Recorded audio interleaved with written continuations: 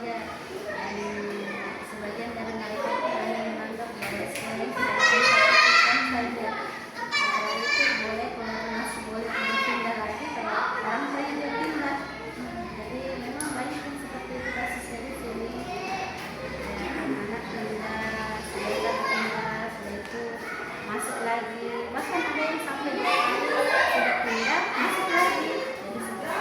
Jadi untuk salah satu itu dikarenakan itu tadi dari latar belakang keluarga yang berbeda, yang mereka memperhatikan namanya pendidikan, berjenjang pendidikan, sehingga anak mereka itu tidak disekolahkan di kampung-kampung kami, tidak dibimbing di rumah dengan baik, sehingga pada saat masuk di sekolah dasar ya, kami selaku guru harus bekerja keras untuk membimbing mereka sampai mereka bisa.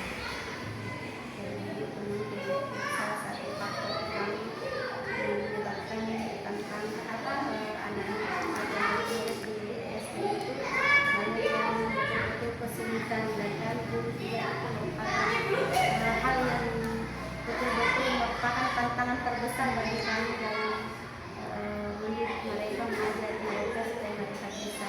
Karena untuk menulis misalnya, jangankan membaca, menulisnya saja tidak bisa. Jadi harus kita ajarkan, kita pelan-pelan membantu dia. Jadi itu bukan waktu memang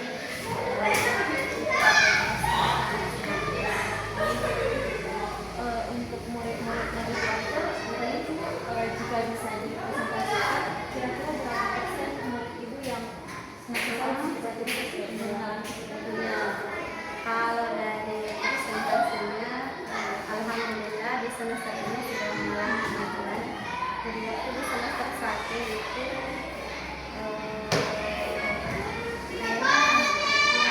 berbanding sama 50-50%. Misalnya dari yang tidak bisa sama banyak yang bisa.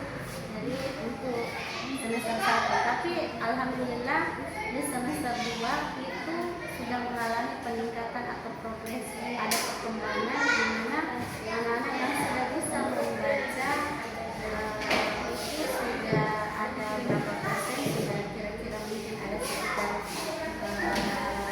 dari 100% misalnya itu ada sekitar 60%. Kemudian yang sudah bisa membaca lancar ya, kemudian yang bisa mengeja itu sekitar 25%, dan yang belum bisa itu masih ada sedikit 5%. Jadi alhamdulillah kami betul-betul merasa puas dengan perkembangannya. Itu disebabkan karena kami biasanya betul-betul mendidik, membimbing mereka di luar dari jam pelajaran. Biasanya sudah habis waktu belajarnya, sudah mereka saatnya pulang, yang tidak bisa membaca ini kami kasih tinggal atau dibimbing, tetapi harus tetap disampaikan ke orang tuanya lewat grup bahwa anaknya kami kasih tinggal untuk dibimbing membaca di sekolah. Tetapi kami kita selalu memberikan edukasi lewat grup WhatsApp saya melalui video call dengan orang tua siswa terkait dengan kesulitan membaca anak-anak, terutama yang mereka memang betul-betul belum bisa. Itu saya akan bersama orang tuanya untuk membimbingnya juga di rumah.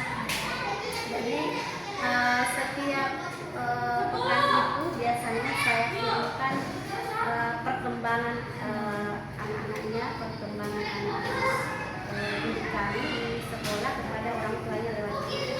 Jadi kami petakan dengan membuat level peserta didik, misalnya siapa yang masih perlu intervensi khusus berapa persen, yang sudah ada di tahap dasar berapa persen, yang sudah ada di level cakap berapa, dan yang sudah mahir berapa persen.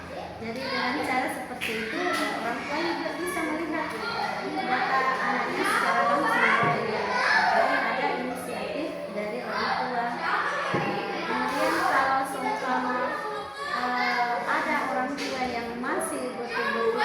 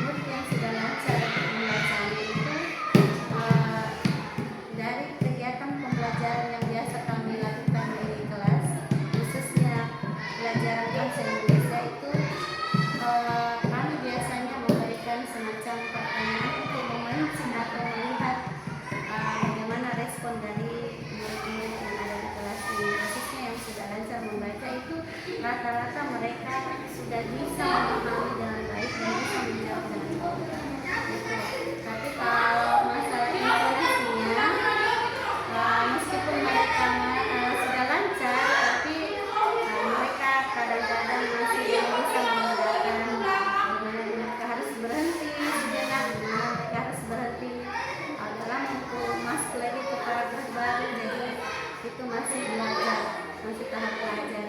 Tapi kalau untuk memahami isi bacaan atau teks itu mereka sudah bisa.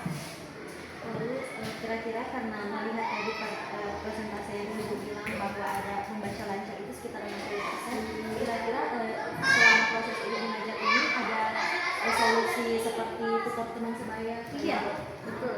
Jadi tutor teman sebaya itu kami selalu berlakukan di dalam kelas. Setiap pembelajaran itu kami upayakan ada yang menjadi tutor sebaya. Makanya biasanya kalau dalam kegiatan pembelajaran itu sebisanya kami melakukan kegiatan yang berbasis kelompok atau diskusi. Jadi kalau ada teman yang sudah bisa dan sudah unggul di sini, dia bisa menjadi sebaya atau menjadi tutor sebaya untuk teman-teman.